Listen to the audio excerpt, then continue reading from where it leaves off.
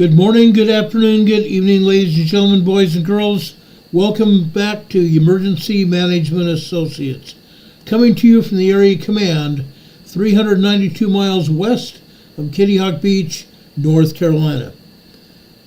Folks, welcome to our show tonight. Before we get started, please, folks, check your subscriptions. Make sure you're still subscribed to this program.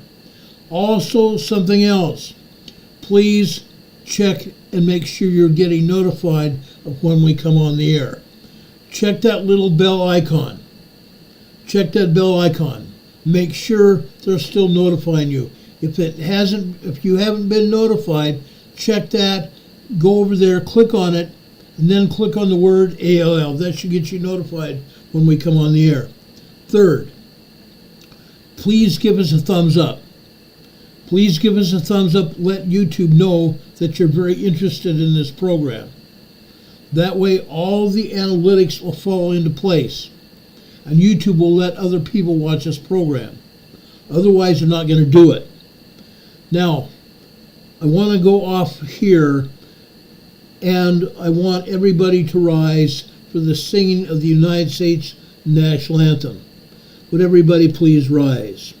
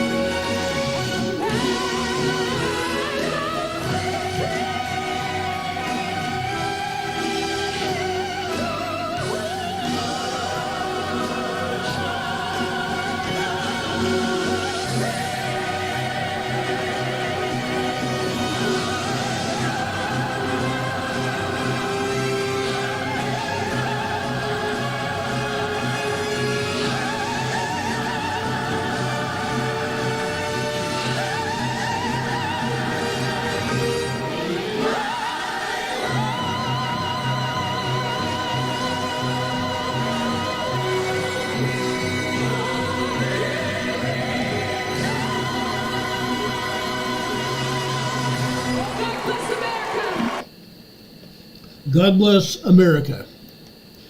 That was Mary Milben singing the Star Spangled Banner during the August Republican National Convention. We want to thank her for doing this. She's a great singer. She was a great person. We appreciate her doing this. Now, folks, we have a lot to talk about. I want to first go over to the earthquake map. This is Yerington, Nevada. Yerington, Nevada, folks. Right before we came on the air, just minutes before we came on the air, this earthquake hit Yerington, Nevada. It's a 5.8 very large earthquake. It's a 5.8 very large earthquake. I want to make this known completely. USGS put this out as a moderate earthquake. As I have said before, 5.0 to 5.9 are considered to be very large earthquakes. Very large earthquakes. Yerington, Nevada. Yerington, Nevada is a small town. Maybe 2,000 people there. There's going to be damage there. There may be roads that are damaged, highways. One of the main highways between Yerington that goes all the way up to Salt Lake City. That highway may be damaged. Fissures open up because of the earthquake. We have not been expecting an earthquake here before. But why are we having these earthquakes? We're going to continue to see earthquakes here and elsewhere. Why? Folks, I want to tell you this right now. We have just had X-class flares erupt from the sun. Very strong X-class flares erupt from the sun, and those X-class flares, the plasma radiation has reached Earth. The plasma radiation has reached Earth. Okay? This was a 5.8. This is 28 miles southeast of Silver Springs, Nevada. I've been there. It's a rural community. Yerington is a rural community. Silver Springs, Nevada is also a rural community. This is a 5.5. 25 kilometers north-northeast of Yerington, Nevada. So we've had a 5.5 that just hit, and I mean just hit. This 5.8 hit right before we came on the air. Since that point in time, we've had this 2.5 minor earthquake here. 2.5 minor earthquake. This is a 2.4. These are aftershocks. These are aftershocks. There's a 2.5. Here's another 3.0 small earthquake. 3.0, 3.9 are considered to be small earthquakes. 2.0 to 2.9 are minor earthquakes. So we're having aftershocks out here. Now, folks, pay attention here. We are going to have aftershocks here for quite some time. Probably a good week or so, maybe longer. This is a rural community. See where this fault is right here? This is probably the cause of that earthquake. This is probably the cause of that earthquake. But look around it. Look all the way around it. See these rounded areas? See all these rounded areas around it? This is also a volcanic area. Volcanic area. This is where molten magma beneath the surface pushed up the surface, but it did not break the surface. It did not break the surface. Okay? This is Yerington, Nevada right here. Like I said, it's a small rural community. A very small rural community. All this area is farmland. It's in the desert. But they raise potatoes, they raise lettuce out here, they raise other crops as well. Now, I did a disaster drill in Fallon, Nevada, where I was, back in 2005, July 2005. We did a disaster drill out here. We considered that the main point of the disaster was a major earthquake in this area. A major earthquake in and around Reno, Nevada. Everybody got into play. Okay? What do I mean by that? We got all the cities and towns all around Nevada to become part of our disaster.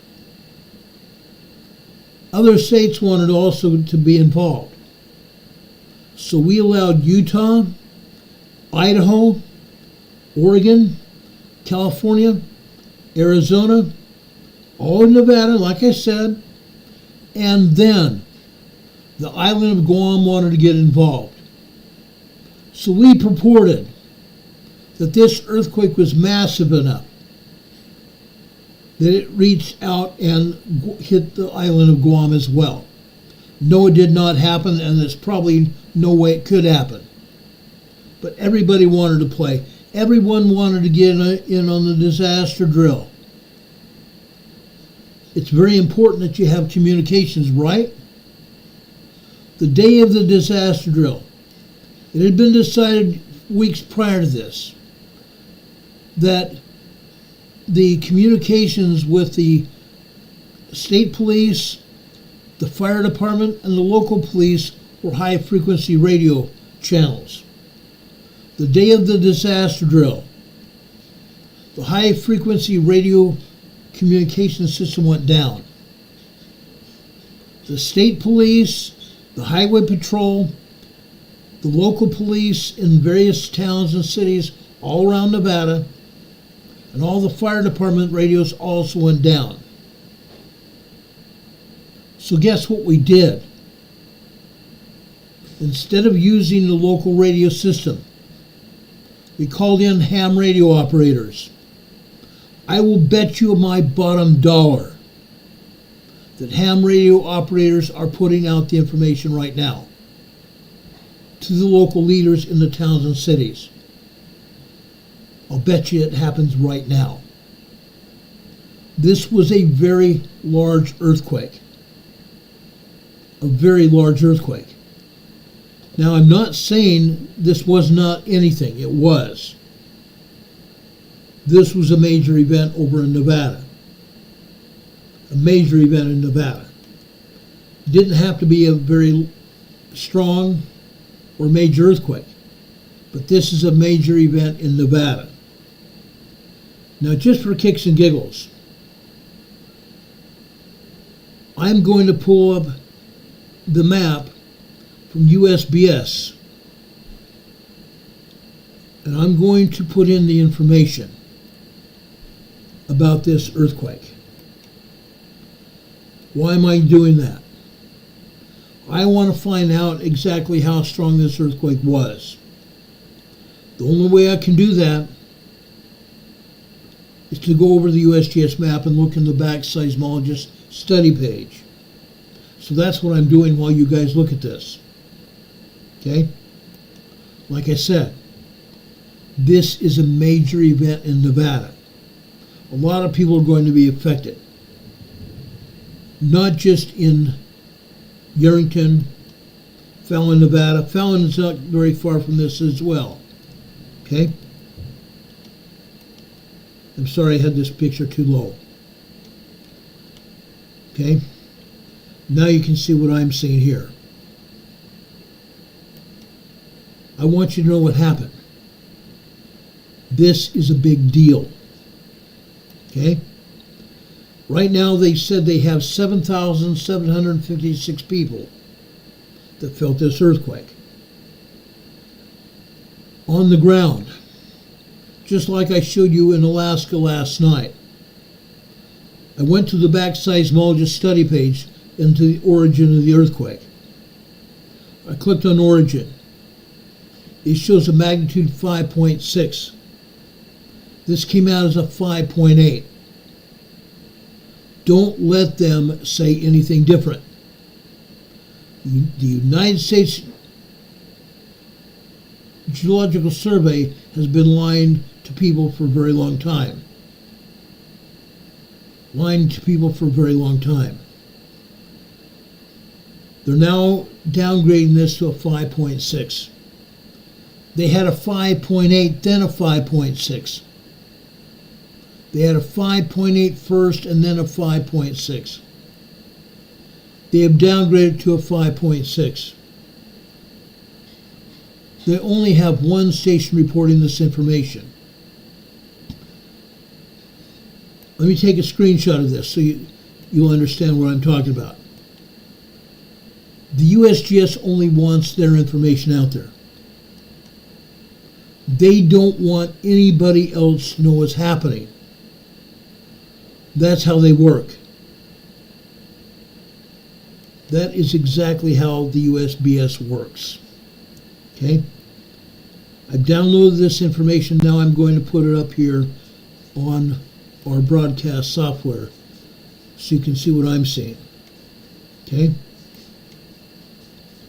So now you're seeing this earthquake here. Again, it came out as a 5.8 earthquake. Let me show you what I know, what I just looked up.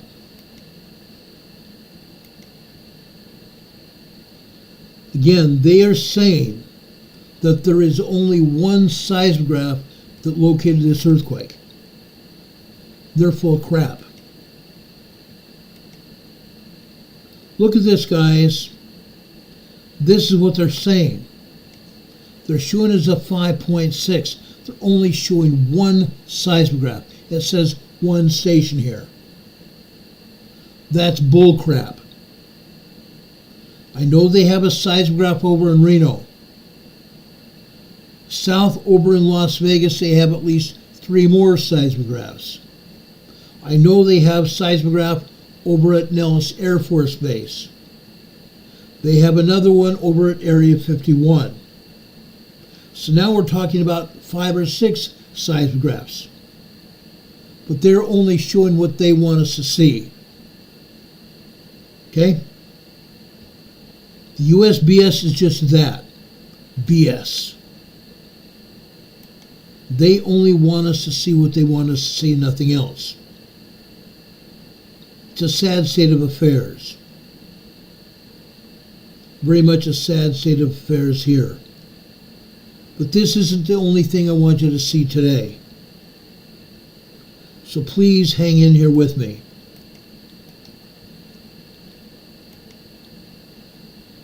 Let's back out of this earthquake. This is just the latest of the large earthquakes that we've had here.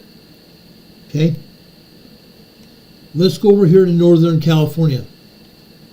Thursday, we had a major earthquake out here just west of the Cascadia subduction zone on the Gorda Escarpment out here. Notice all the earthquakes we're having here. They're continuing, guys. They're continuing. This is a 3.5. This is a 4.0. 3.5 is considered a small earthquake. A 4.0, they're calling light earthquakes. I'm going to tell you right now. A 4.0 to 4.9 before this year was considered to be a moderate earthquake. Why? Because the 4.0, 4.9 causes moderate damage. In this case, this is out to sea off the coast of Northern California on the Gorda Escarpment. But again, these are not the only earthquakes that were here. I'm only going to show you a handful of other earthquakes here, but there's a bunch of them here. This is a 3.6 earthquake here. This is a 3.3 earthquake here. We go further closer shore on the San Andreas Fault. This is a 3.3. Look at all these other earthquakes on the San Andreas Fault. We have earthquakes migrating down the San Andreas Fault from the Gorda Escarpment, migrating south. We have two more earthquakes over here on the Mendocino Ridge. The Mendocino Ridge is another earthquake fault that is in direct proportion to the Gorda Escarpment out to sea. So this earthquake is at 2.3, Redway, California. This also is another 2.3. So here on the Mendocino Fault, we're still getting earthquake aftershocks from the 7.0, what I call 7.2 last Thursday evening. We have more earthquakes going south here. Okay? But of course, they're not going to show them to us. In a few minutes, I'm going to show you other earthquakes on the EMSC map. Okay? Because they don't want to show them. Just because the USGS says there's no other earthquakes, there are. A lot of other earthquakes. Just because the USGS says there's no other earthquakes, there are. Guaranteed, there are. Let's go further north back to Alaska. Okay? Look at all the earthquakes in mainland Alaska today. There's one earthquake in northwestern Alaska here. Hoosley, Alaska. This is a 2.0 earthquake here. This is near a volcanic area. There are 60 volcanoes in Alaska. 60 volcanoes in Alaska. Let's go over here to the Aleutian Island Fault Zone. Look at this swarm of earthquakes that continues to happen now. This was a very strong earthquake here yesterday. Today we have another 6.3 here. Okay? Actually, I'm sorry. This was from last night. This happened at 7:15 Eastern Time last night. 6.3. But earlier yesterday afternoon, there were other 6.4 and 6.5 earthquakes. Okay? That is just one 6.3 left over from yesterday. This is also 6.1 earthquake here. This 6.1 hit after that 6.3 did. And two other 6.3s as well. Folks, this area is still moving. This area is still moving. Like I said last night, we are going to continue to see aftershocks here in this area of Adak, Alaska, or should I say south of Adak, Alaska. We're going to continue to see aftershocks here for weeks, maybe months. Okay?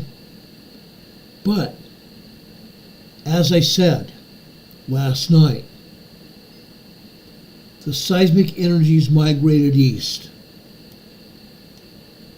The seismic energies migrated east.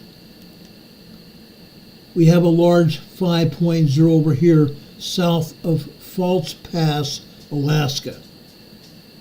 South of False Pass, Alaska.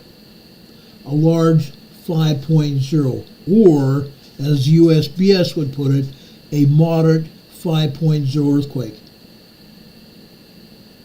This earthquake did no damage today. This is far enough away from any landmass, far enough away from any islands, where the Pacific Ocean waters absorb the shock waves of this earthquake. Just like the other earthquakes over here in Adak, Alaska. Only 2 people felt any one earthquake last night. 2 people felt any one of those earthquakes last night. Let me open up this earthquake here. This is one of the 6.3s that hit last night.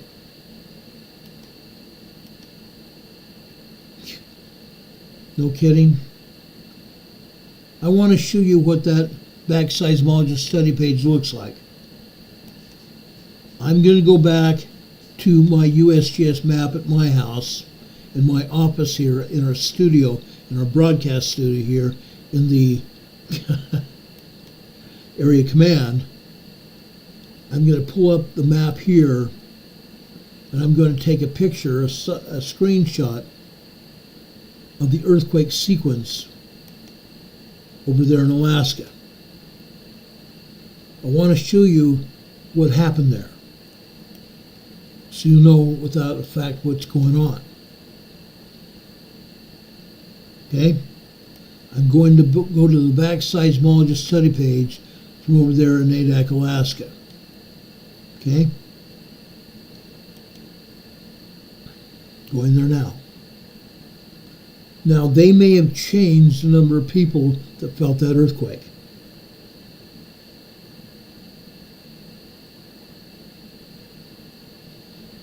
No, actually, it's gone down. This particular earthquake right now, they only are showing one person having felt it. One person having felt it. Let me take a screenshot of this.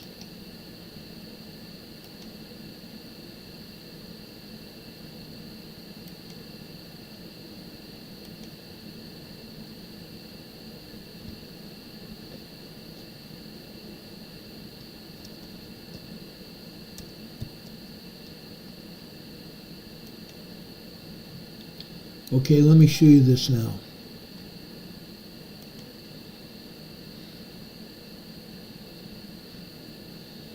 That's a 6.3. Let me pull up the screenshot that I just took of this felt report.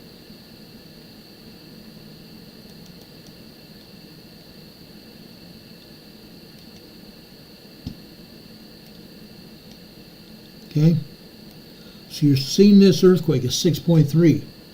It's out to sea. It's out to sea, far enough away from any of the land masses, the islands out here in the Aleutian Island fault area. It shows one person felt it.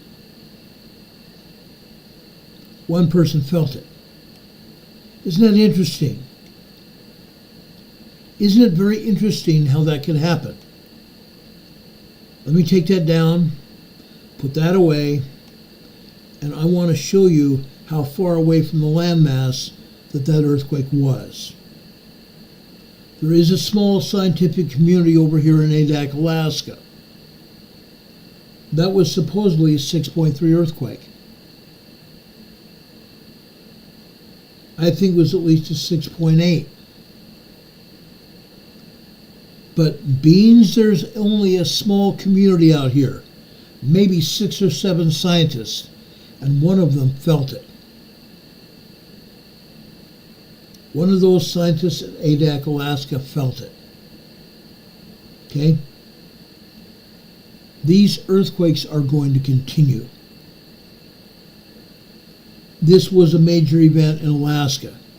And like I said, now some of that seismic energy that we talked about has moved east, just like I said it was going to. Now, this is only a 5.0. We may see larger seismic energy move over here to mainland Alaska. We may see large earthquakes move over here to mainland Alaska. As I said before when we talked about this earthquake last night, there is a lot of seismic energy holed up here in the Gulf of Alaska. So we may see large seismic energy hitting up here in mainland Alaska sometime within the next, I would say, 5 days. Okay? I don't want to give it any more than that because I think it will only be 5 days. It took only 24 hours. Actually, it was less than that. It took less than 24 hours.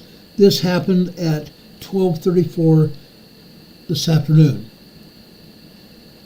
So it maybe took 20 hours to reach up here from Adak, Alaska to Falls Pass, Alaska here. What's going to happen by tomorrow? What's going to happen by tomorrow? Are we going to see a large earthquake hit Anchorage, Alaska? Or someplace in between here? Possibly. Possibly.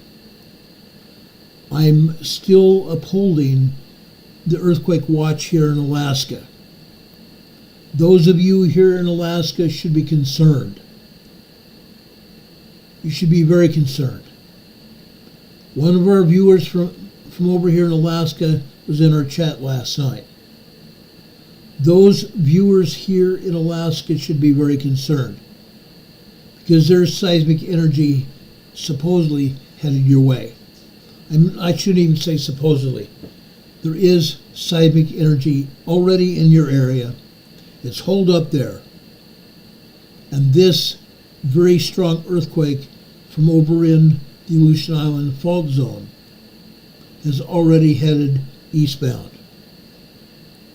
And we may see a large earthquake hit some part of mainland Alaska all the way up to Anchorage sometime within the next 24 hours to 5 days. After that, if it doesn't happen, I will rescind my earthquake watch. But right now, I'm concerned about the citizens of Alaska, especially Anchorage. Everyone there should be very concerned. Okay? But that's what's going on there. Let's go back here to Northern California. Okay? We've had 333 earthquakes here. 333 earthquakes here. That's only what USGS says there are here. Within 24 hours after this earthquake hit on Thursday, I already counted over 300 earthquakes then. And if that's the case, there are far more earthquakes that have hit since then. And you can see earthquakes still continue to hit here. There is a lot of energy here, guys. There is a lot of energy. And as you can see, we have seismic energy creeping down the San Andreas Fault. And as a result of that, I put up an earthquake watch in San Francisco last night. San Francisco last night. You're seeing what USGS is showing us here in San Francisco.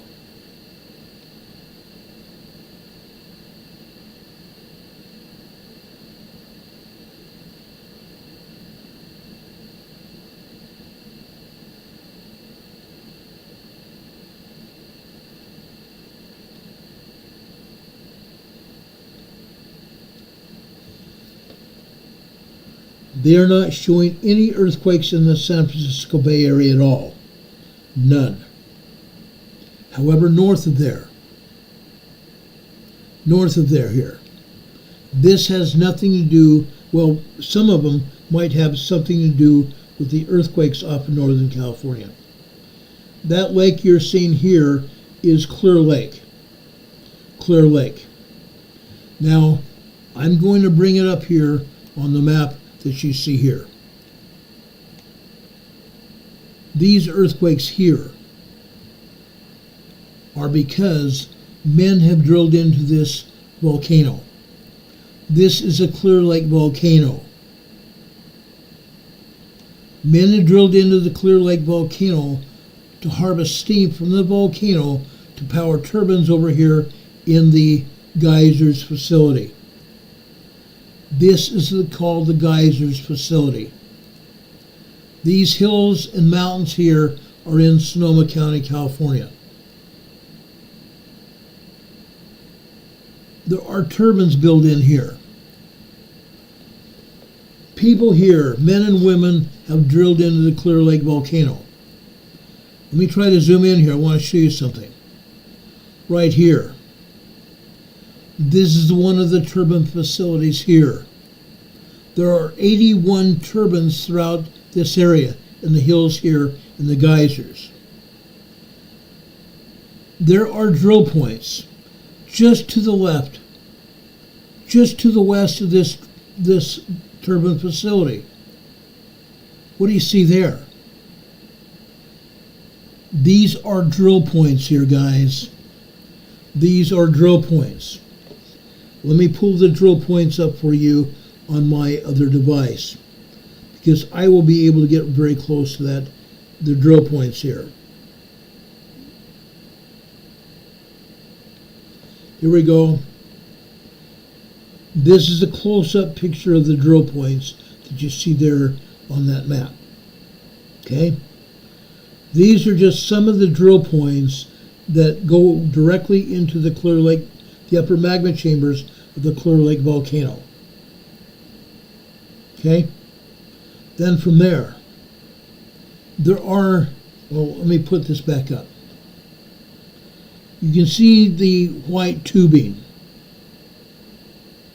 The white tubing takes that steam from the volcano and takes it over to the turbine facility next to it. The turbine facility is kept going by the steam. The turbines then actuate electricity.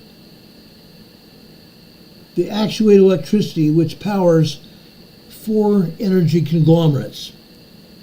4 different energy conglomerates. One of those being in Northern California called Pacific Gas and Electric.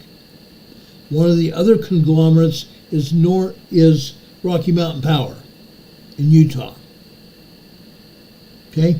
And one of the others probably Southern California Edison in Los Angeles. Like I said, there are 81 turbines in the geysers area. 81 turbines. Let me just move around here and see if I can pull up another turbine facility for you to see. They're all over this area. Right here. There's another one here. And just to the outside to the west here. This is another drill point here. And drill points just up here to the north, the upper north side of this turbine facility. Drill points. They're drilled, the tunnels, the earthquake faults, the man-made earthquake faults, go right directly into the upper magma chambers of the Clear Lake volcano. Okay? And they have miles and miles of plastic pipe here, carrying the steam from the drill points over to the turbine facilities, all throughout this area. Okay? That's what they do.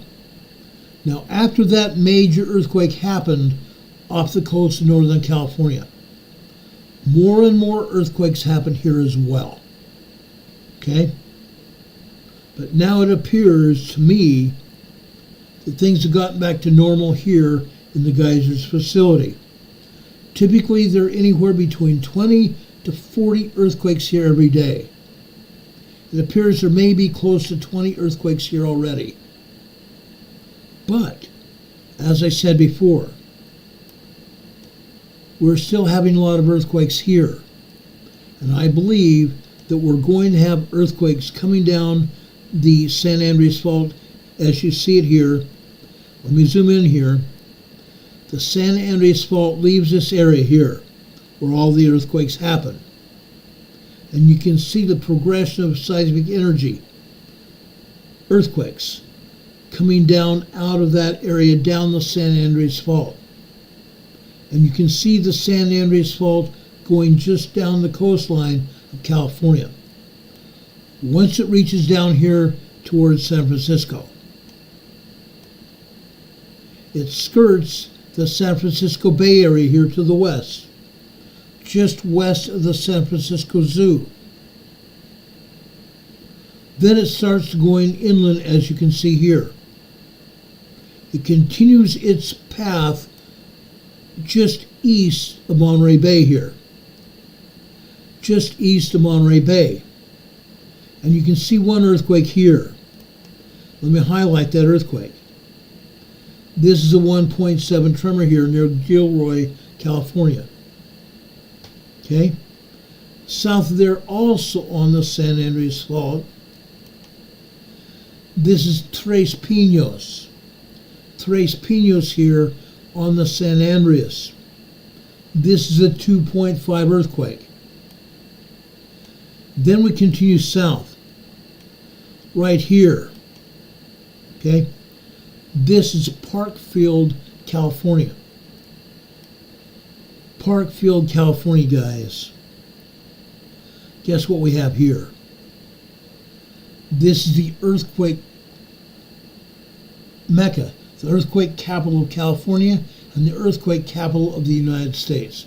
More earthquakes happen here than anywhere else in the United States. And today we have this 0.9 here, and we have another 1.0 earthquake here. Parkfield, California. Parkfield, California. Right on top of the San Andreas Fault here. Then we can continue down the San Andreas Fault here. It stays inland away from the coastline. This is Santa Barbara here, along the coast here. Just to the north is Lompoc, California, where there's a federal penitentiary over in Lompoc. And right next to the penitentiary is an Air Force base where they've been launching rockets to put Starlink satellites into orbit. Okay? We see the San Andreas Fault continuing. It continues southeast here.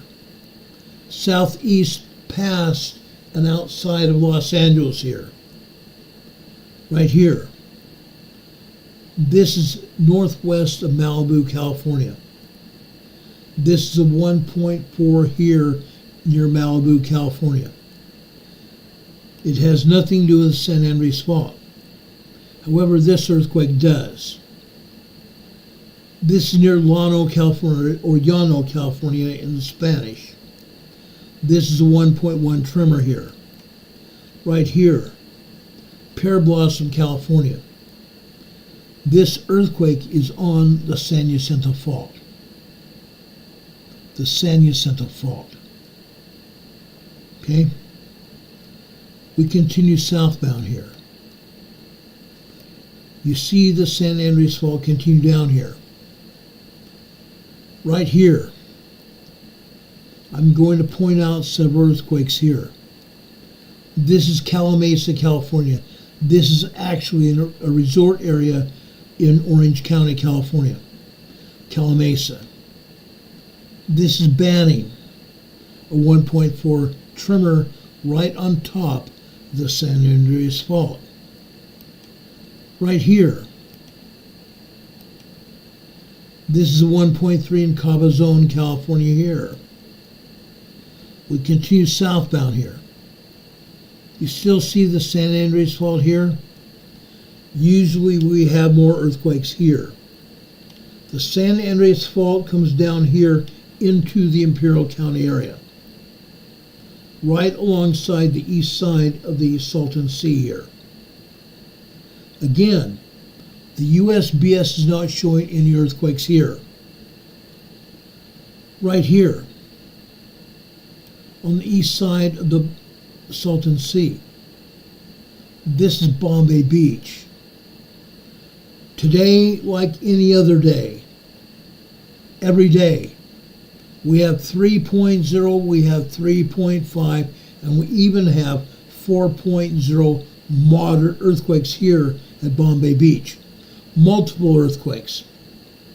Anywhere between, say, 5 to 10 small to moderate earthquakes here at Bombay Beach every day. Every day.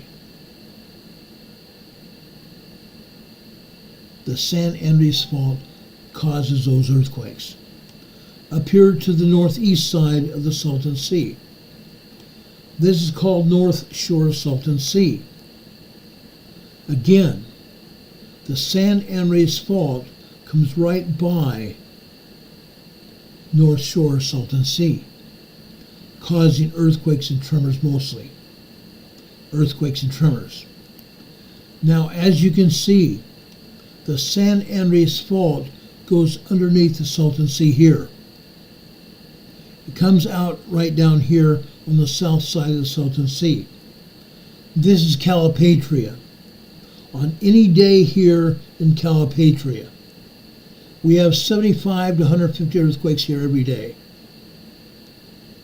75 to 150 earthquakes here in Calipatria every day, without fail. Again, why is USBS not showing any earthquakes here? Inquiring minds want to know, don't they? Don't we? Well, guess what? Once the San Andreas Fault comes out from underneath the Salton Sea, it takes an immediate southwest turn. It comes right down here to the center bottom of the Salton Sea. Well, guess what? Over here we have another town. It's called Westmoreland. Westmoreland. There is another seismograph here. We have anywhere from 25 to 75 earthquakes every day in Westmoreland. Again, the USBS is not showing any of those earthquakes here at all. Why not? Inquiring minds want to know, don't we? Well, guess what? We've only begun scratching the surface here. What are we looking at here? This is the town of Imperial, California. Imperial, California has anywhere from 40 to 70 earthquakes here every day. Why are they not showing any earthquakes here? Inquiring minds want to know. Well, guess what? Let's go over here. The town of El Centro. The town of El Centro. One of our own EMA family members, Juanito, lives here. Juanito has been experiencing about 20 3.0, 3.5, 4.0 earthquakes here in El Centro every day. Every day since about May this year. May this year is when they've really gotten big. Before that, they were tremors and minor earthquakes. Now they are full-blown 3.0 to 3.5 small earthquakes every day. 10 to 15 of them. And these are earthquakes that people can feel. These are earthquakes that people feel. What's going to happen here? Terry Close, if you wonder why your chat went down, it was taken down by one of my mods. Please do not use capital letters here. Okay? You can only use one capital letter at the beginning of a sentence, number one. Number two, all conversations here need to be about what we're talking about, earthquakes. We're talking about earthquakes, guys. If you're not talking about what we're talking about, our mods will take your chat down. There's a reason for it. I want everybody here to pay attention to what we're talking about. I don't want you to talk about what you're having for dinner tonight, or tomorrow, or what you're doing tonight, or tomorrow, or this week. We want you to be looking and paying attention, because what we talk about on this program is important.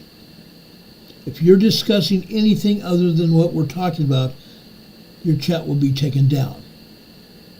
Promise. Demon Catman, one of my mods and one of my dear friends here, is waving to Juanito, and so is Richard Smith. Hurricane Heather says she was talking about Jesus. Don't do that at this point in time. At the end of this program, at the very end of this program, we have a devotional. Yes, all of us are very spiritual here. All of us believe in Jesus Christ. When we come to the devotional, go ahead and put up things like you just put up, Terry. Okay? I'm telling you right now, though, I believe Jesus Christ's second coming is imminent. Imminent. We are already seeing symbols of what's happening. We're seeing signs of what's happening. Signs that Jesus Christ said were going to happen. They are happening.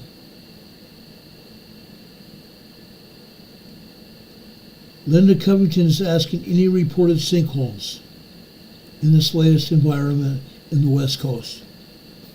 There have been some sinkholes, there have been some damage to roads, and some damage to houses. Houses and buildings have been knocked off their foundations. Yes, there have been some fissures opened up in roadways. The ground is separated. The ground is separated. That's what happens when we get these major earthquakes. Okay?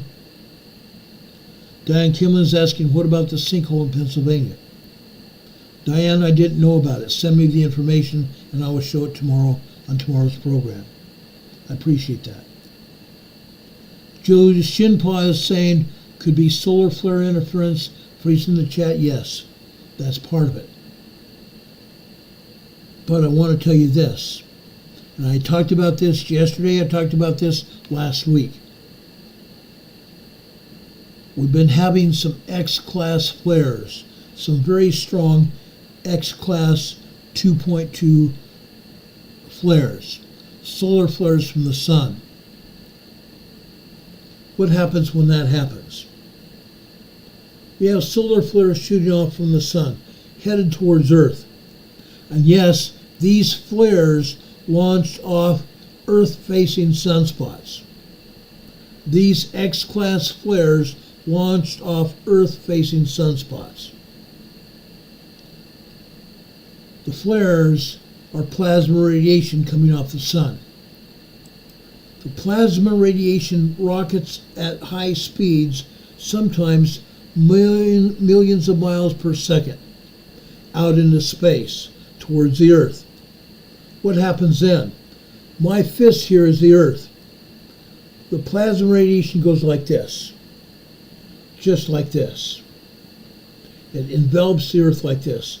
Earth, sun facing, just like this. Okay? What happens? That hot plasma radiation coming from the sun hits our magnetosphere. It weakens our magnetosphere, guys. It weakens our magnetosphere. Our magnetosphere has been very weak for a long time now. The plasma radiation goes through the magnetosphere. It enters the Earth's atmosphere. Then it heads towards the surface of the Earth. It heats up the plates. It heats up the plates. It goes down to the mantle. The hot plasma radiation goes down to the mantle and heats the mantle up as well. But when it hits the tectonic plates, or when it hits the fault lines, all the fault lines are being held together by friction. The fault lines are being held together by friction. What happens when the friction dissolves? Dirt, sand, biological materials holding those plates and fault lines in place. When the fault lines become heated up and that biological material heats up, it heats up and creates a oily, greasy-like substance that allows the plates to more freely move like this. That's when we have an earthquake. That's when we have an earthquake. That's why Nevada had that earthquake tonight. And Richard Smith is reporting aftershock after aftershock after aftershock. And yes, we're going to have aftershocks there in Nevada area, probably for days and if not weeks and months. That's what happens when we have a good-sized earthquake like that we just had. Okay? Linda Covington says that sinkhole in Pennsylvania where a woman fell in was related to an old abandoned mine shaft. Yes, now you reminded me, yes, there was an old abandoned mine shaft down there. Yeah. Christine's talking about a Turkey UFO report on YouTube. Yes, that happens. Now, we're not talking about UFO reports now. Chris, please send me an email, and I'll discuss it probably within the next couple days. Okay? We'll talk about UFOs in the next couple days. Yes, it's important. It's a big deal. But we're talking about earthquakes and solar flares right now. Ruthie B is saying solar flares cause earthquakes amongst other things. Yes, they do. They heat up the earthquake faults or the plates. For example, we talked about the Cascadia subduction zone. That earthquake that we just got through having this past Thursday was on the southern part of the Cascadia subduction zone. Okay? The Pacific plate is being subducted underneath the North American plate. Why? What's happening? As I've said before, let me move this earthquake out of this map out of the way. Let's go out here. Let's back out here. Okay? Let's back out here. Okay, you see the Atlantic Ocean here. Underneath the ocean water, we have the Atlantic Plate. Well, folks, the Atlantic Plate is expanding. The Atlantic Plate is expanding just like this. The Atlantic Plate is pushing Europe and Africa in an easterly direction. It's also pushing Greenland, Canada, and the United States and northern Mexico in a southwesterly direction. So yes, we are having earthquakes on the East Coast. And you see an earthquake on the East Coast right now. We'll talk about that in a few minutes. Okay? With that happening there, the North American continent is being pushed. We're having earthquakes on the East Coast. The earthquakes that we're having on the East Coast, pressure, seismic pressure from the Atlantic Plate, pushing on the North American continent on the east side. Again, right over here. And you can see what I'm talking about here on the map. We're showing us the Continental Divide here. The Blue Ridge Mountains, the Appalachian Mountains of the Continental Divide here. The Continental Divide is the edge of the plate down here, the plate boundary. Yes, we're having earthquakes out here on the edge of the Atlantic plate. The edge of the Atlantic plate. For example, right here in North Carolina. We're getting earthquakes hitting here. 2.5, 3.5 earthquakes hitting here in North Carolina every day. The plate is being pushed over here into the mountain area, the Continental Divide. Yes, we have earthquakes here. I believe it's right here where Sparta, North Carolina is. Sparta, North Carolina is a small community on the top of the Continental Divide. 4 years ago, the city of Sparta had a 5.1 earthquake here. A 5.1 earthquake. It did some damage. It did a lot of damage. Houses and buildings were pushed off their foundations.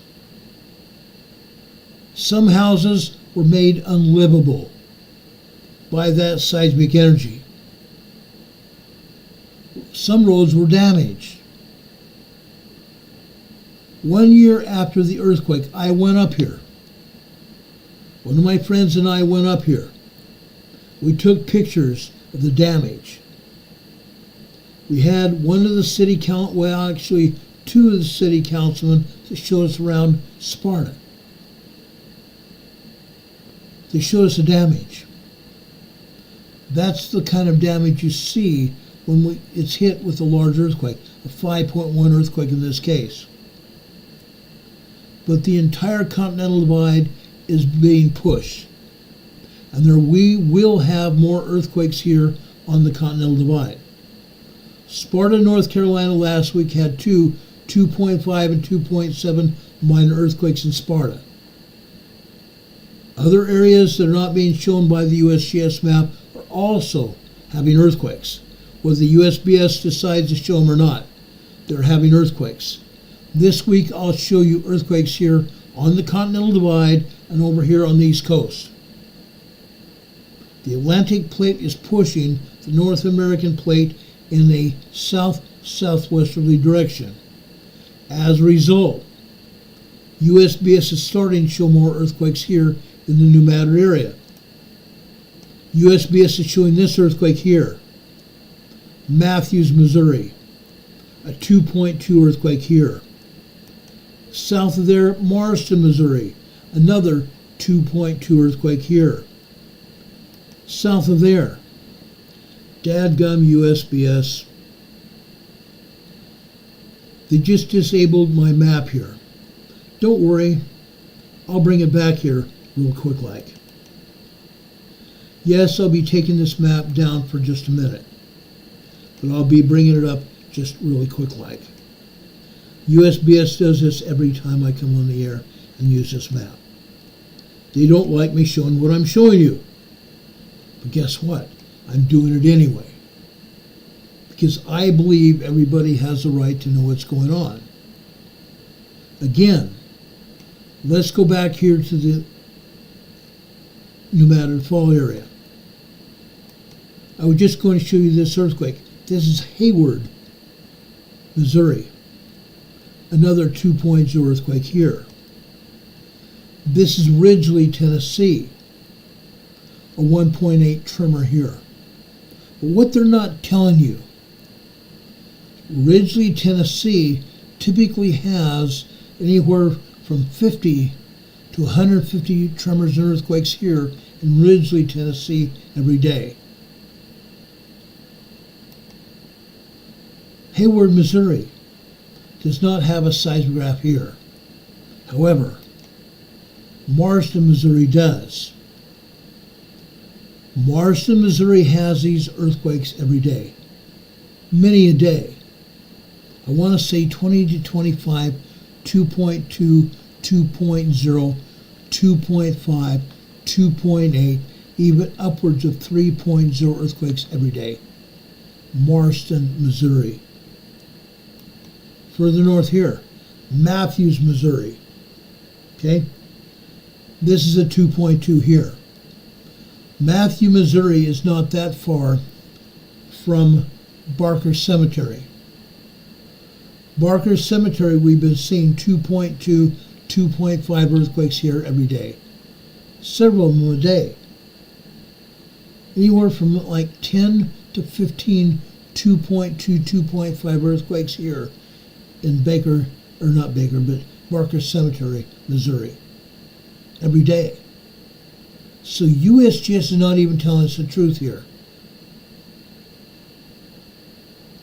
Just southwest of there. Southwest of there, over here in Arkansas.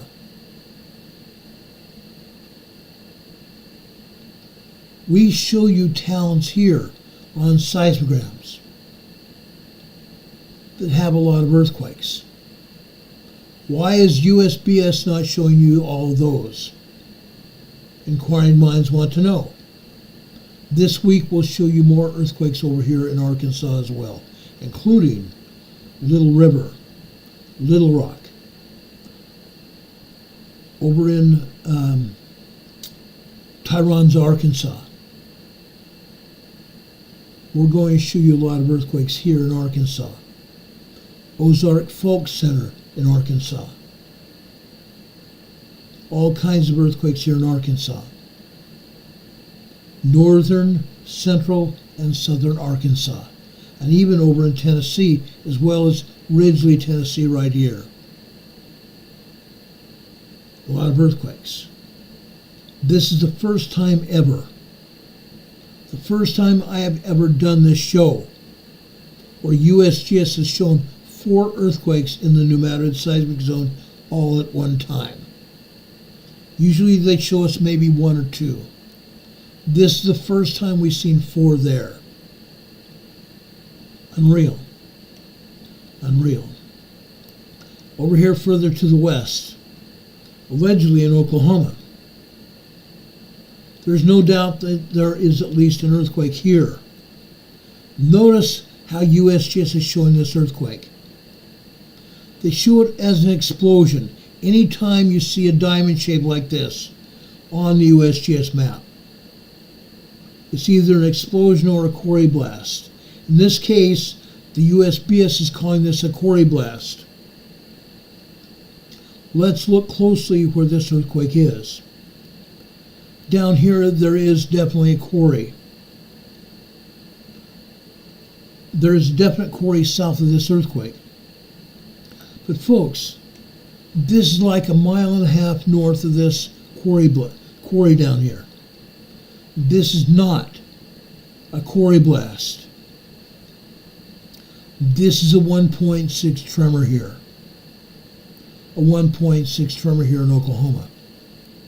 There are 586 oil and gas pumps and jacks here in Oklahoma. 586,000 pumps and jacks pumping oil and gas here, fracking in Oklahoma. I believe this is probably 1.6 tremor here from fracking operations, not anywhere near that quarry blast. USGS misspeaks when it comes to quarry blasts. Sometimes when they say they've had a quarry blast, I jokingly say it's something else. I think I may even have it here. Hold on a second.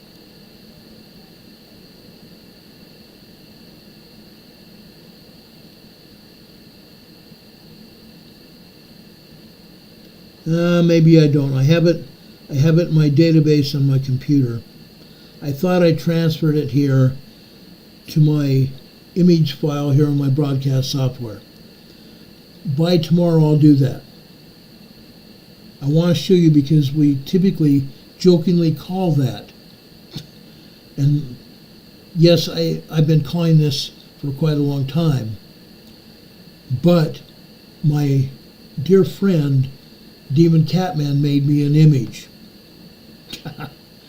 Spontaneous combustus carnivorous. An exploding tree. An exploding tree. Now, yes, this could be considered in a forested area. It might be a forested area. But it's not at the quarry. It's not at the quarry. Okay? Unreal what USGS tries to get away with. Nowhere near the quarry at all. Okay? Let's back out of this area. Okay? It's surprising that they're not showing more earthquakes here in Oklahoma.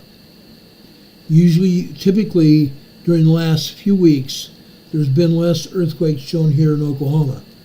But before that, there are 5 or 6 earthquakes every day shown here in Oklahoma. Unreal. 586,000 pumps and jacks pumping oil and gas out of the ground here in Oklahoma. And even more in Texas. Even more in Texas. Further over here in the west, Mino, Oklahoma. Let's take a look at this. I've never seen anything happen in Mino, Oklahoma. Let's zoom in here. Inquiring minds want to know what's going on here. Again, there's pumps and jacks all over this area. Look at this. Anywhere where you see a anywhere where you see a rectangle or a square, it means there's an oil and gas pumping operation here, and you can see that here. Oil and gas pumps and jacks here. Right next to this earthquake. Literally right next to this earthquake. And over here more. More pumps and jacks all over the place. Look at this. Right here. Another pump and jack here. Up here to the northwest here. Another pump and jack. And unfortunately I can't get close enough or we could actually see the pumps and jacks here on the ground. There's another pump and jack operation there. Oil and gas fracking over here near Mino, Oklahoma. Okay? This is the first time I've seen an earthquake at Mino, Oklahoma. This is a 2.5 earthquake, by the way. A minor earthquake here. Hardnack Farm says, yes, Oklahoma is scaring me. Don't be scared. We haven't had anything more than a 4. Well, actually, I'm sorry, we have 2. We had one 5.1 earthquake here 3 years ago. We've had some 4.5 moderate earthquakes here. The USGS is calling light earthquakes. Let's come over here further to the west. This is Waynoka, Oklahoma. This is not the first earthquake we've had here in Waynoka, Oklahoma. This is a 1.8 tremor here. Minor tremor here. Look at this, guys. It's right near the river. There's a river here. Look at that. Rivers typically are earthquake faults. But besides the earthquake fault, let's go up here to the north here. Let's zoom in here. There's a pump and jack operation here. Another pump and jack operation here. Another one there. Another one there. Another one there. Okay? Pumps and jacks throughout this area. Pump and jack here. Further to the south, pump and jack right there. They're all over here. They're literally all over, guys. If there is an earthquake in an area where there's pumps and jacks, nowhere past 6 to 10 miles away from the earthquake. If there's a pump and jack within that distance, it's an oil and gas quake. It is an oil and gas quake, and that's exactly what's going on here. Richard Smith says he would love to go gold panning there on the river. I would too. That would be a kick in the pants. Okay? Now this is, they say, is southeast of Waynoka, Oklahoma. Well, guess what? Waynoka, Oklahoma, guys. And more pumps and jacks down here as well. 586,000 pumps and jacks. Look at this, guys. Look at all the pumps and jacks here. All over that area. This is like Texas. Pumps and jacks all over the area. When I came out here from Utah, I drove down Highway 40 in southern Oklahoma, past Tulsa, past Oklahoma City, on 40. I saw pumps and jacks operating. Okay? I know this area. Been there, done that. Okay? That's Oklahoma. Down here in southwest Texas, this place is full of pumps and jacks. That's why we have earthquakes here. This is a pump and jack earthquake here. Right here. This is Garden City, Texas. Let's zoom in here. I haven't seen an earthquake here in Garden City before, but look at this. Right smack dab in the middle of an oil and gas pumping operation. A huge oil field. Huge oil field here. 1.1 tremor here, over here near Garden City, Texas. Okay? Let's back out here and go northwest here. Stanton, Texas. This is a 1.2 in Stanton, Texas, also an oil and gas pumping operation. Now here, we had a 5.1 large earthquake here in Stanton, Texas, just over about 2 months ago. This is an oil and gas quake, but it's an aftershock. It's an aftershock of the 5.1 that hit here 2 months ago. To the northwest here, Ibanez, Texas. This is the first earthquake we've seen here in Ibanez, Texas. But look at all the oil and gas pumping operations we have here. This is right smack dab next to several oil and gas pumping operations. 1.4 tremor here. Look at this. Look at all these oil and gas pumping operations. Over here to the left, guess what this is? This is a holding pond for treated wastewater. They inject treated wastewater down in some of these holes in order to get oil and gas out of the holes.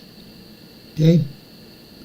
Anywhere where we have a hole here, anywhere where we're seeing an oil and gas pumping operation, can be where we see seismic energy hit here, causing fracturing of the rock inside that hole, causing earth movement.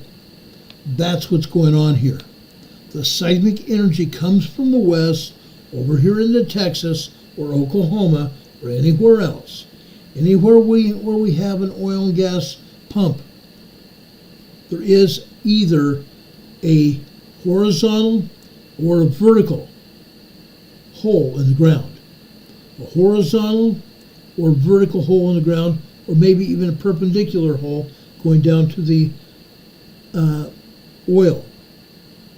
Needless to say, when seismic energy sees these man-made earthquake faults, it fractures the rock inside the fault, causing earth movement. That's what's happened here.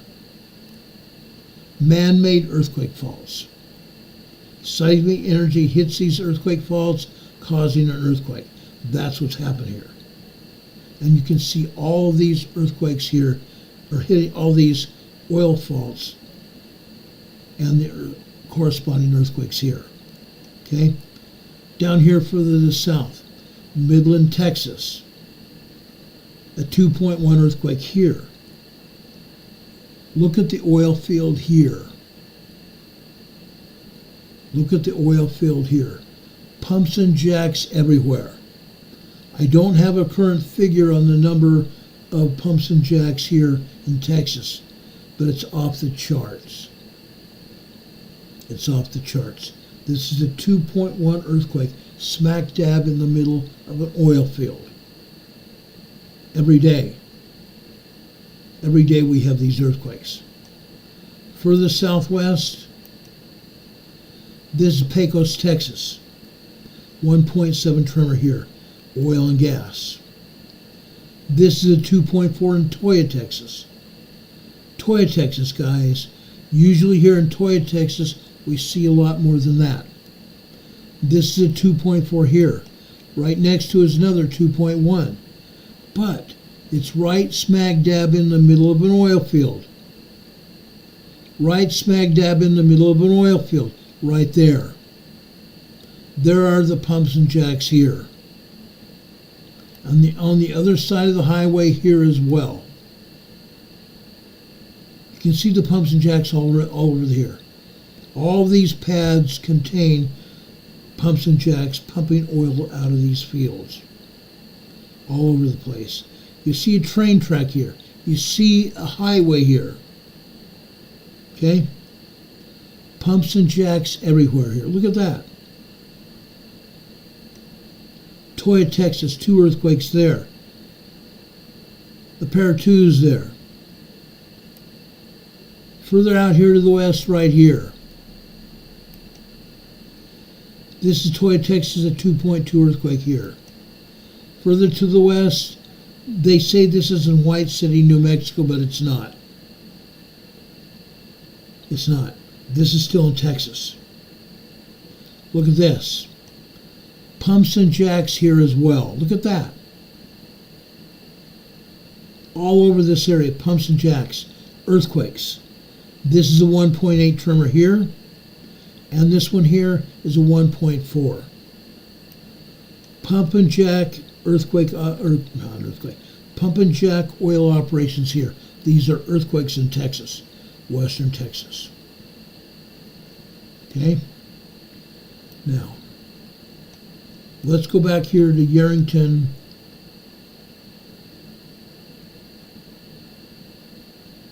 Nevada here. Look at all these aftershocks now, originating from this 5.8 earthquake that they've downgraded to a 5.7. Incredible. Literally incredible. All these aftershocks, and we're probably going to see even more. I will say that they're going to triple the number of aftershocks here, probably by midnight tonight. Okay? Let me go check something. I want to see exactly what the news media is saying about this earthquake.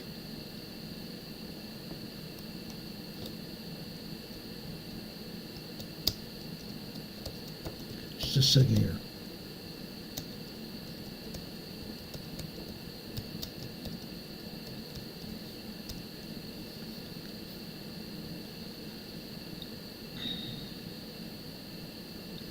NBC Bay Area over in San Francisco said a preliminary 5.8 magnitude earthquake struck east of Carson City in Nevada, according to the United States Geological Survey.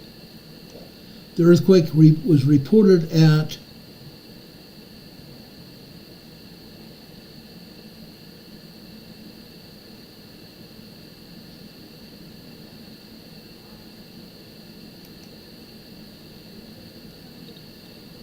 The earthquake was reported at 3:08 p.m. Western time here. It was felt throughout parts of Northern California and the Bay Area.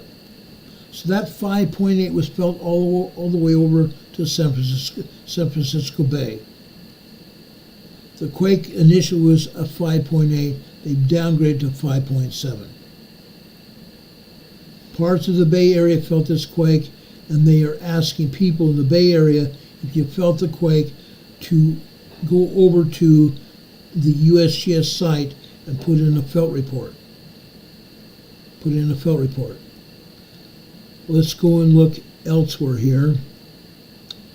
In the Reno Gazette Journal here. Earthquake rattles northwestern Nevada on Monday afternoon, estimated at a 5.5. Estimated 5.5. It was a 5.8. And they've downgraded to 5.7. This is breaking news that will be updated. An earthquake jolted western Nevada Monday afternoon, with the Nevada Seismological Laboratory at University of North Nevada reporting a magnitude 5.5, revised downward from a preliminary estimate at 5.8. So they downgraded this at the University of Nevada to 5.5. The quake struck 15.5 miles north-northeast of the town of Yerington at 3:08 p.m. Western Time. Within 30 minutes, more than 7,000 people self-reported feeling the quake. 10 aftershocks struck the same area before 4 p.m., ranging from 2.5 to 3.3. The initial quake's depth was reported at a relatively shallow 8.4 kilometers deep, 4 miles deep, beneath the Earth's surface. Any quake less than they're saying any quake less than 70 kilometers deep is considered to be shallow by the USGS standards. I'm going to say that's bullcrap. Anywhere from like 300 kilometers deep up to 6.2 miles deep, or even less, is considered to be a shallow earthquake. A moderate earthquake can be considered at 350 to 450. A deep earthquake is 500 to 700 kilometers deep. Okay? A man named Mr. Draper was parked at a gas station in Yerington when it felt like somebody was rocking his car. He quickly realized it was an earthquake, and one big enough that he could feel. He said, quote, "I haven't felt the little ones, but we've had little ones all week long. But I felt this one. Finally, I thought, one big enough even I could feel it." He said the shaking lasted about 10 seconds. Mr. Draper, who grew up in Yerington, he's a firefighter, and said he hasn't heard of any emergencies or damage related to this earthquake. Every 30 years or so, we get earthquake clusters. Casey Augustine, who manages the Yerington Manor, a residence for seniors and disabled persons in Yerington. So we're due for them. Every 30 or so years they have earthquake clusters. Yes, they've had some minor earthquakes there. They've had some tremors there. Now they've had a full-blown earthquake there in Yerington. Luckily, Augustine said the structures at the manor, around the manor, were unaffected. But some residents complained about losing knickknacks that were sitting a bit too close to the edge of shelves and dressers. Roberta Clark, who lives at the manor, was happy that a Christmas tree didn't fall over, but said its topper was crooked and looked drunk. The topper of her tree looked drunk. She says, "I was laying down with my dog and all of a sudden she shot straight up. Then it hit. She's still shaking like a leaf. It was creepy." USGS Shake Alert. While some seismologists remain unable to predict earthquakes, 3 earthquake-prone states on the West Coast, namely California, Oregon, and Washington, participate in the USGS's Shake Alert system. But although Nevada isn't a full participant in the system just yet, several Nevada residents received warnings on smartphones as the quake hit. The alert message read, "Emergency alert, earthquake detected. Drop, cover, and hold on. Protect yourself." The message was accompanied by a loud emergency notification sound. The Shake Alert system identifies early signs of earthquakes, and they're able to alert that an earthquake is just seconds away. They cannot normally alert anyone more than seconds. 3 to 5 seconds is about average. Okay? Residents receive text messages to take cover immediately, and institutions including transit systems, hospitals, and first responder stations take immediate action to reduce earthquakes' immediate impacts. Fire stations remove their fire equipment from indoors to outdoors, out on their apron, which is paved out in front of their fire stations. Police officers don't park in the garages. They park outside. Nevada-based monitoring stations contribute to the predictions, but Nevada does not have its own alert system in place yet. California has earthquake warning systems, but Nevada does not. Nevada Seismological Library seismologist Bogalub explained in February it's a little bit unfortunate because if there was a big earthquake in Tahoe, for example, people on the California side of the border would get an alert, and people in Nevada would not. That's a big problem. That's a big problem that we want to address very soon. Bogalub confirmed today's earthquake in Nevada. But, again, Nevada is not an official participant in the Shake Alert system. There are some people that may have gotten alerts if they have Android phones, because Google does a somewhat basic earthquake early warning system. Google does a somewhat basic early warning system, but I don't think I know if that even works. Although this was in Nevada, this earthquake was in Nevada, it was large enough to be detected by the earthquake early warning system in California.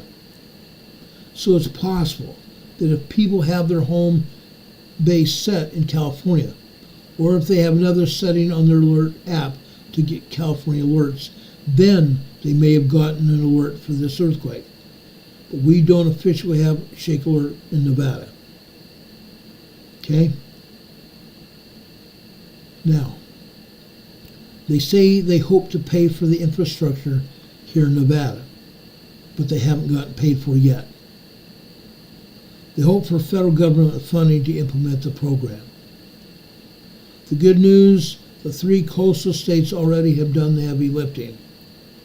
It's not like we have to invent their system. The barrier here is not as high as it was for some of the earlier states that got the earthquake alert adapted. But it does take planning and it does take resources. That's why Nevada does not have the Shake Alert system.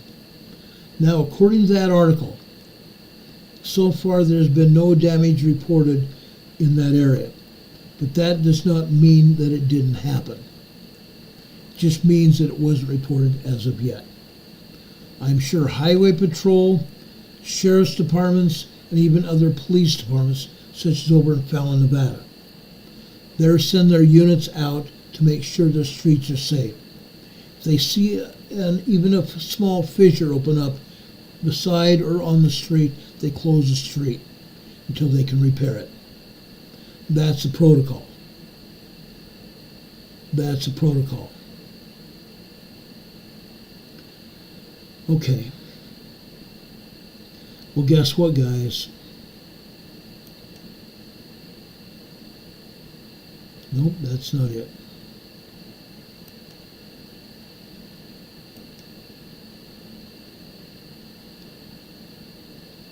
Nope.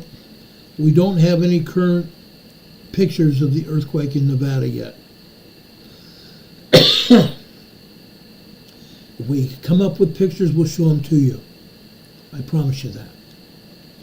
Now, like I said, what we know is that we have these earthquakes, but we also know that we've had solar flares, M-class solar flares that have caused a lot of these. Okay? Now, besides that, let me take this earthquake map down for the time being. Okay. I'm taking that down for right now. It's not the only earthquakes that we've been having, guys. It's not the only earthquakes that we've been having. Down over in southwestern El Salvador. Southwestern El Salvador. We had a 5.7 earthquake there today. Okay? Let's go and bring up this earthquake map. I knew there was some other reason I wanted to show you this today.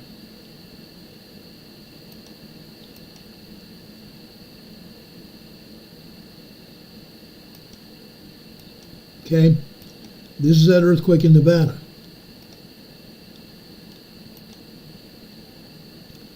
Let's back it out here. We showed you earthquakes off the north coast of California. We showed that earthquake just happened over in Nevada. Well, guess what? Down here,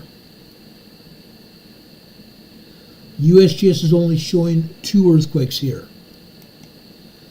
They're showing this 5.6. This came out as a 5.8. Okay?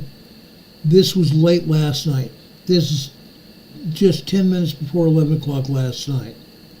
Came out as a 5.8 here. They downgrade this here. Let's zoom in here. Okay? This is actually on land here. This is right beside the ocean here, on land. Yes, there are some people south of here and west of here that felt this earthquake. There are small communities here, okay? But what they don't show you is what I'm going to show you right now. They're not being honest with us at all. Sorry about that, right here.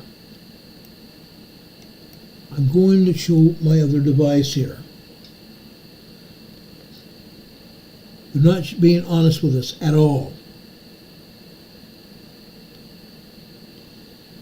There are over 70 earthquakes here. There are over 70 earthquakes here. Why are they not showing it? Because heaven forbid they tell us the truth.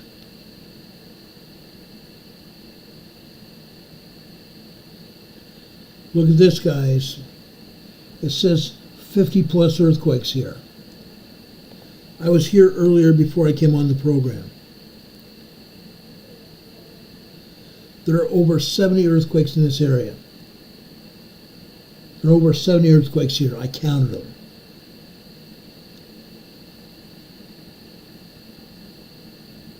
It gets better than that.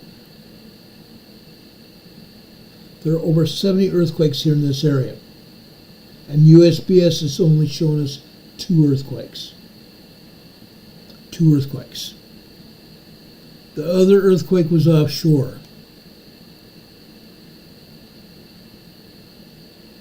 Right here. It was out in the ocean between the 2 islands here. This is a 4.7 earthquake. 10 kilometers deep.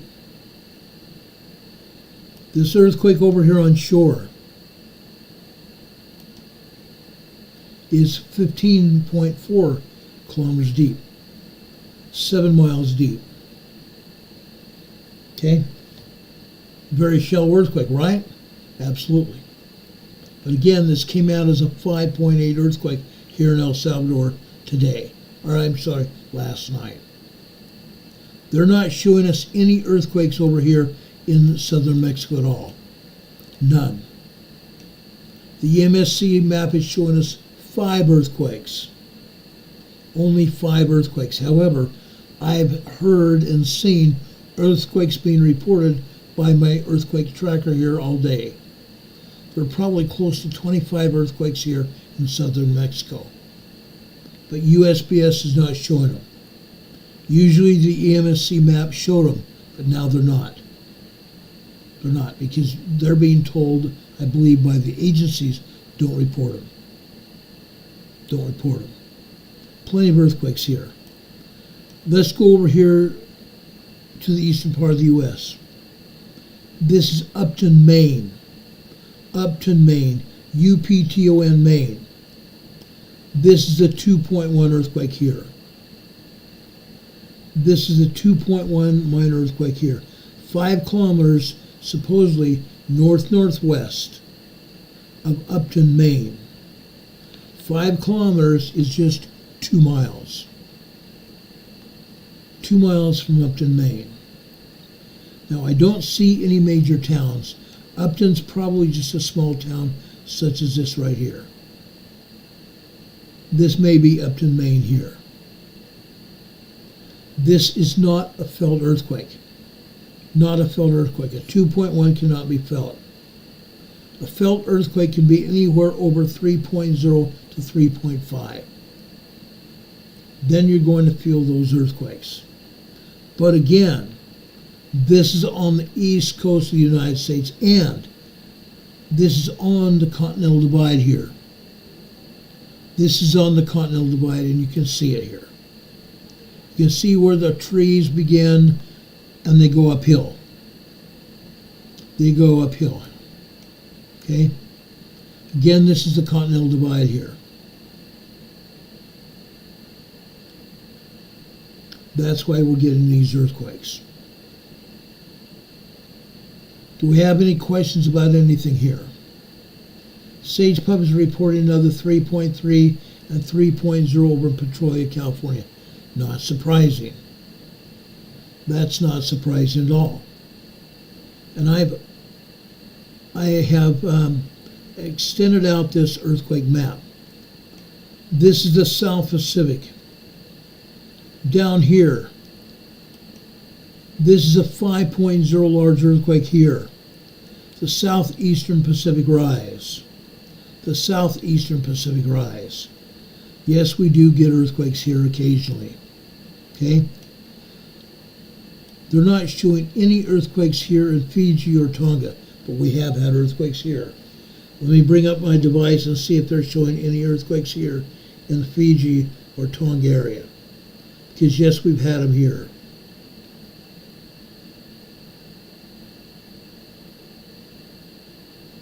No, they're not showing any earthquakes in Fiji or Tonga. Guess what? New Zealand, guys. New Zealand. Okay?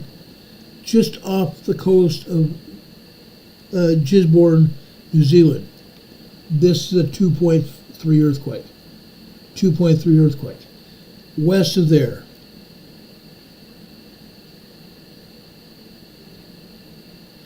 West of there in the Catcher's Mitt of New Zealand. 2.63 and a 2.37. Right there in the Catcher's Mitt. The Bay of Plenty here. That's what they call the Catcher's Mitt, is the Bay of Plenty. 2.6 and 2.3 earthquakes here. Let's go to the southwestern part of New Zealand here. Okay? 2.46. Just south of there is a 2.41. Just down to the southeast is a 2.33. The next earthquake here is a 2.21. Minor earthquakes here. All four earthquakes here are minor earthquakes. Down on the north part of the South Island. Pepin Island, Nelson, New Zealand. Pepin Island, Nelson, New Zealand. This is a 2.2 minor earthquake here. Okay? Let's go south to the central part of the South Island. This is Canterbury, New Zealand. This is a 2.39 earthquake. Central part of the South Island of New Zealand. Now, earlier today,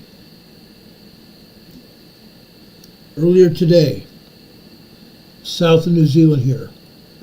Now right here, okay, Bellany Island here had a 4.8 earthquake here. Bellany Island here. This is a military base for the Australians here. Bellany Island, a 2.4 earthquake here. They're not showing here. However, Australia. We move this map over. USGS is showing an earthquake over on the southwestern part of New Zealand. However, over here on the east, USGS is not showing anything. This is Taylor's Flat, a 2.44. Taylor's Flat over here on the southeastern side of New Zealand. This is also the volcanic side of New Zealand.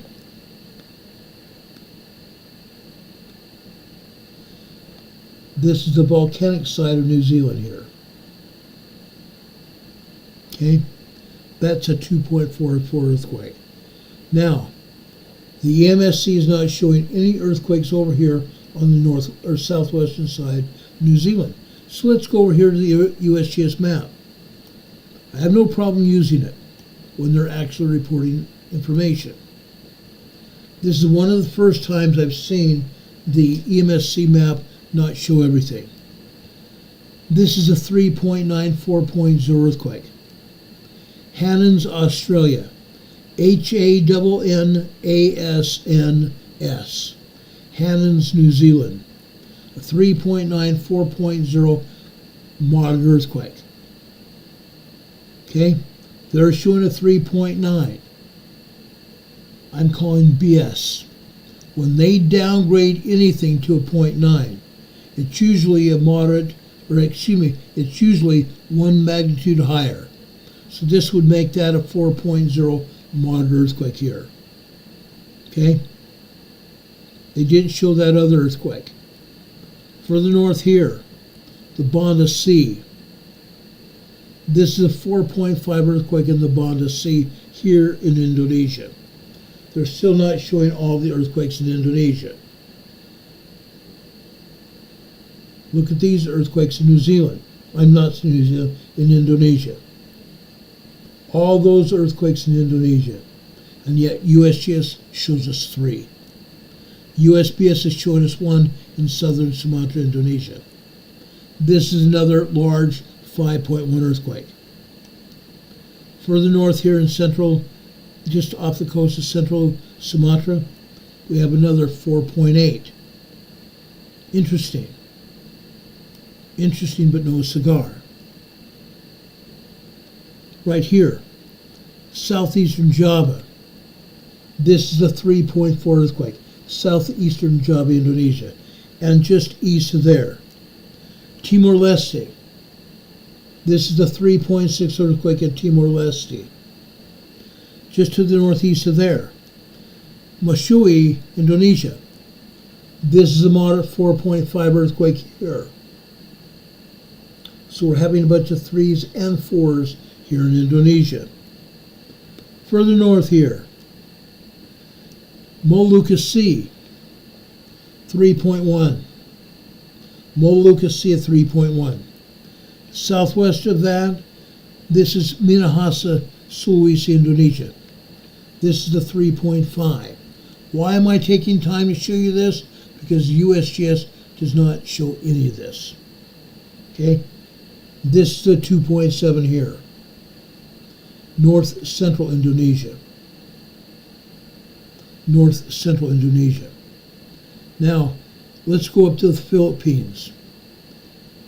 Just off the west or the east coast of Mindanao, Philippines.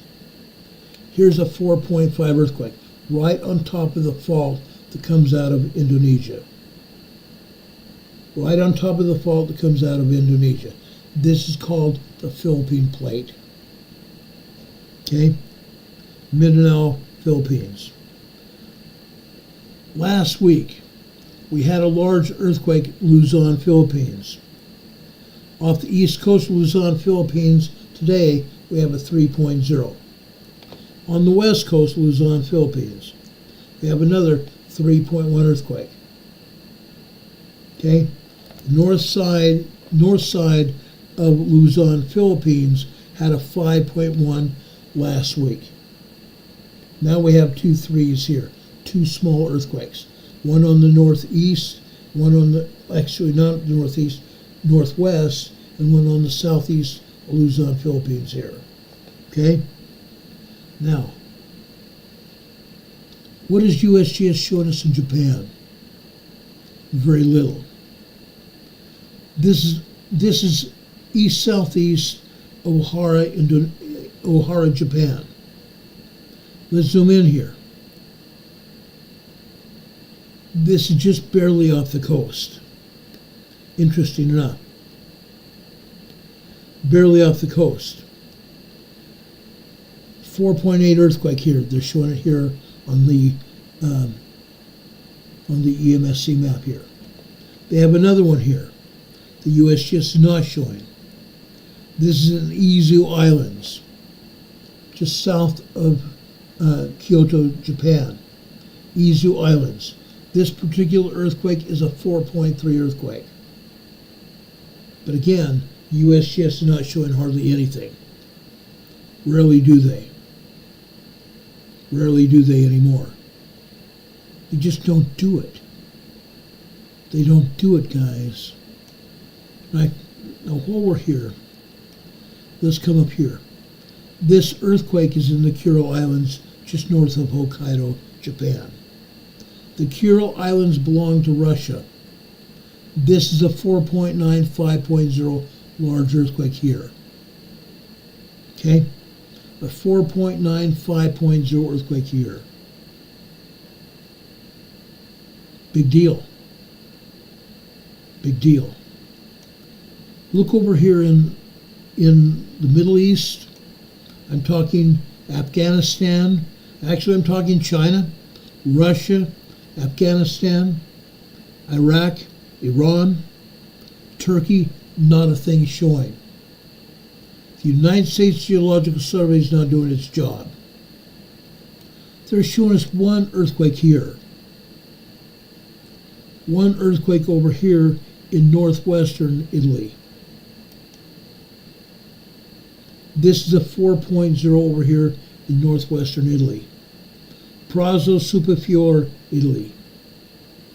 4.0, 10 kilometers deep. 6 miles deep here, guys. But I'm telling you this right now. Down here in southern Italy, there are 5 earthquakes. 5 earthquakes. Over here in central Italy, there's 8 earthquakes. 8 earthquakes. There's a handful of earthquakes over here in France. Over here in Spain, we have a handful of earthquakes here. They're not showing them, are they? They're not showing them. Over here in Iceland, we have a handful of earthquakes here. Most of those earthquakes are right here. Right there.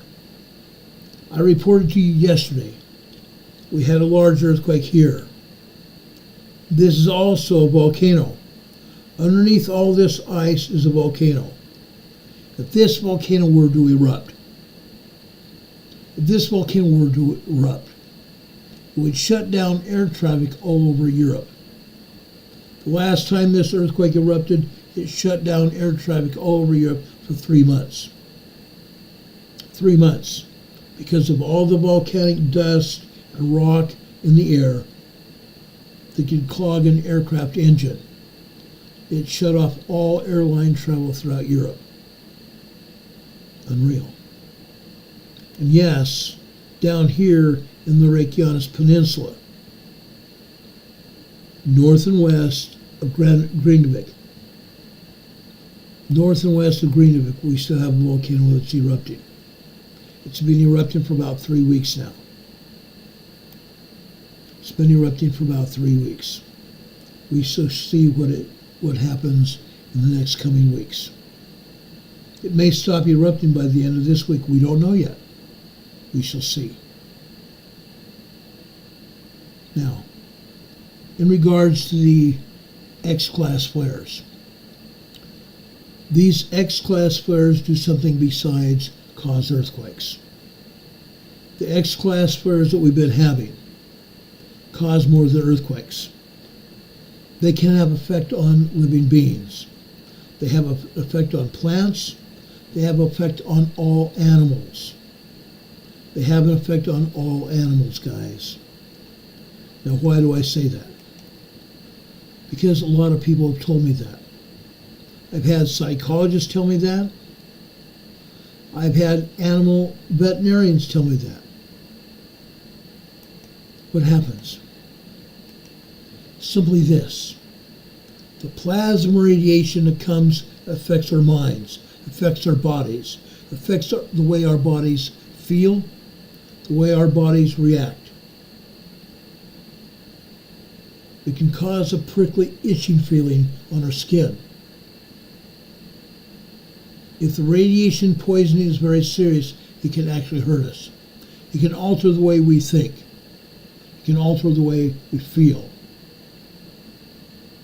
It can alter the way we do business. Okay?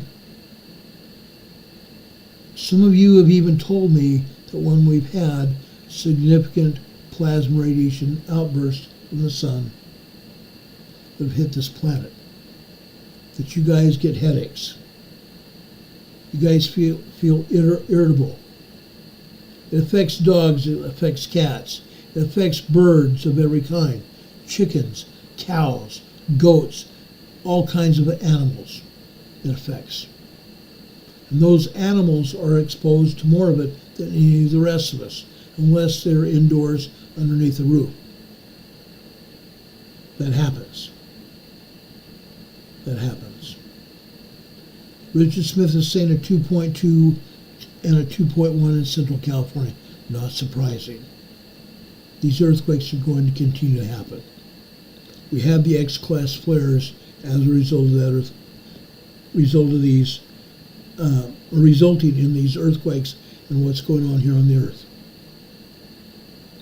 Pedro Garcia says that explains why her wife is stinking thinking. Stinking thinking. I don't understand that completely. Stinking thinking? That could mean almost anything. Pedro, I understand. It can affect the way everybody works, what everybody thinks, what everybody's doing. Sage Pup says with that much water and ice, when the magma hits it, it's much larger explosion than without water and ice.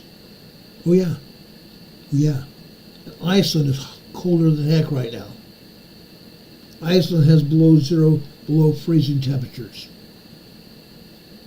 Professor Thorvaldson I believe it was Thursday when I talked to him, Wednesday last week, he said it was minus Celsius. I think it was minus 30 degrees Celsius. Very cold. Okay? Not surprising. Thanks for that, Sage Pup. I appreciate you.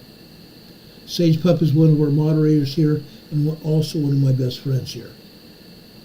I have a lot of best friends, don't I? I surely do. Does anybody have any questions about anything we talked about? Does anybody have any questions?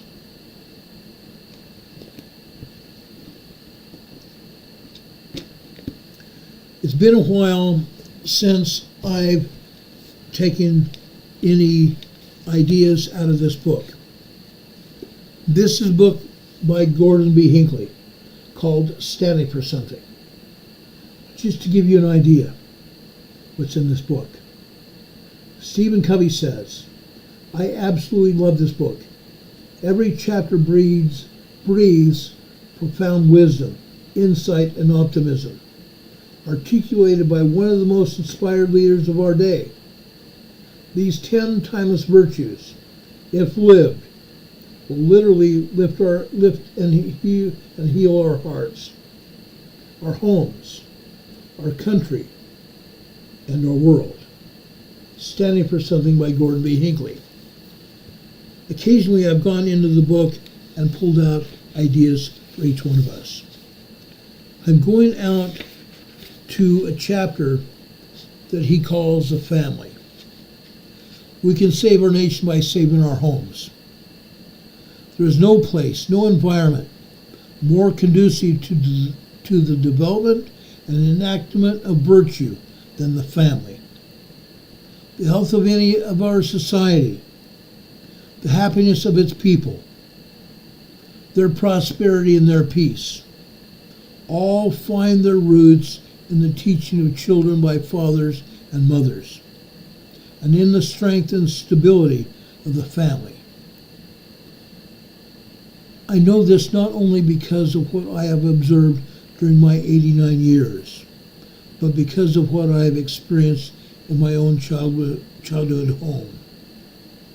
When I was a boy, my parents followed a practice that they called family home evening. On a specified evening of the week, we would join together as a family to learn together, to play together, and enjoy one another's company. My father was a great storyteller, and he often told us stories from his memory. Mother would warm up the parlor where her grand piano stood so that we could sing as a family. We were miserable performers as children. We could do all kinds of things together while playing. But one of us tried to sing a solo before the others. It was like asking ice cream to stay hard on the kitchen stove. In the beginning, we would laugh and make cute remarks about one another's performance. But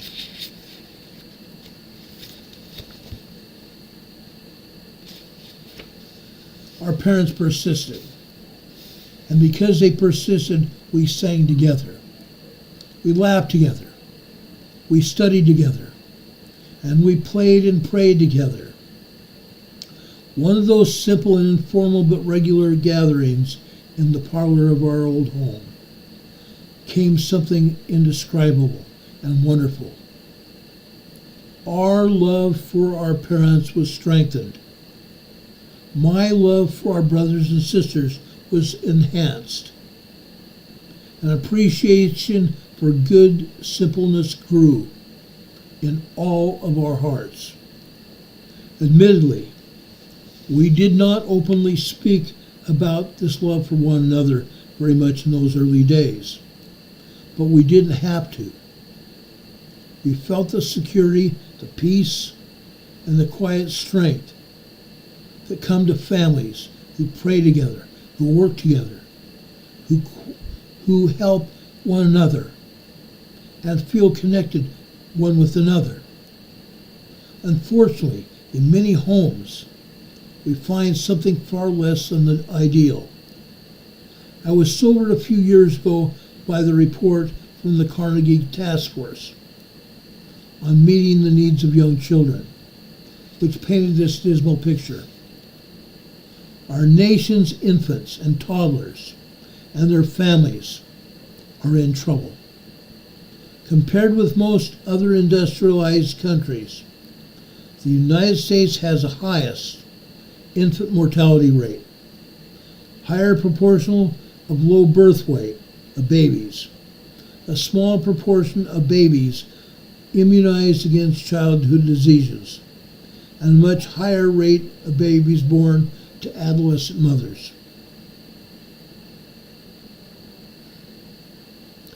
Of the 12 million children under the age of 3 in the United States today, a staggering number are affected by one or more risk factors that undermine healthy development. 1 in 4 lives in poverty, 1 in 4 lives in single-parent families, 1 in 3 victims of physical abuse is a baby under the age of 1. Under the age of 1. Victim of child physical abuse. Such statistics, found in every city and every community across the land and around the world, ought to be a matter of the gravest concern to every resident of that nation. I recognize, of course, that there have been illegitimate births, that there have been irresponsible fathers and unprepared mothers, that there have been child abuse in its many depraved forms throughout human history. But the degree of its prevalence in this land must become a matter of concern for all of us, each and every one of us. It is so plainly evident that both the great good and the terrible evil found in the world today are the sweet and bitter fruits of rearing of yesterday's children. As we train a new generation, so will the world be in a few years. If we are worried about the future, then we must look today at the upbringing of our children. At the upbringing of our children. It's been said that no success in our lives, no success can compensate for failure in the home. Home is where we do everything. Home is where we learn. Home is where we have fun. Home is where we enjoy each other. Make companionships of our family members. Companionships. Let us not splinter our families. Let us come together. These special times at least once a week. You can take a few hours once a week to be together as a family. Once a week, everybody has the opportunity to get together, to have a meal together. How about everybody having a meal together once a week and one evening? And then, how about everybody do that one more day besides that, and one more day besides that? And pretty soon, you're having evening meals together all the time. How wonderful will that be? Blessings come forth from us spending time together as families. No success can compensate for failure in the home. Tonight, I'm asking each and every one of you to search within yourselves. Find out from yourself what you should be doing. Think about it, and then pray about it. Pray and ask if that's something you should be doing. And if it is, do it. Do it. Look to your children. Your children can also help you. Ask them what things that they need, and you might be surprised out of their mouths what they say. Children will surprise us. Children will surprise us. I know that for a fact. I've seen that in my own family. Children will surprise us. I ask everybody right now, please work on that with your family. Spend today together. Spend today together. If not today, tomorrow. But spend some time together. Learn from each other, pray together, and have fun with each other. I've seen too many times within my own family. Families splinter. Families separate and fall away from each other. That's sad. That should never happen. May God bless each and every one of us to do this. To find real spirituality within our own families and share that spirituality with everybody. Let's do that. Let's do that, guys. I ask the Lord to be with you. I ask the Lord to bless you this day and always. I know sometimes it's hard. Sometimes we don't even think about it. But now is the time to think about it. Now is the time to be ready. May God bless you. May God be with you this day and always. God be with you until we can meet again. We'll see you on the other side. Have a wonderful night, everybody. Much love. See you soon. Good night.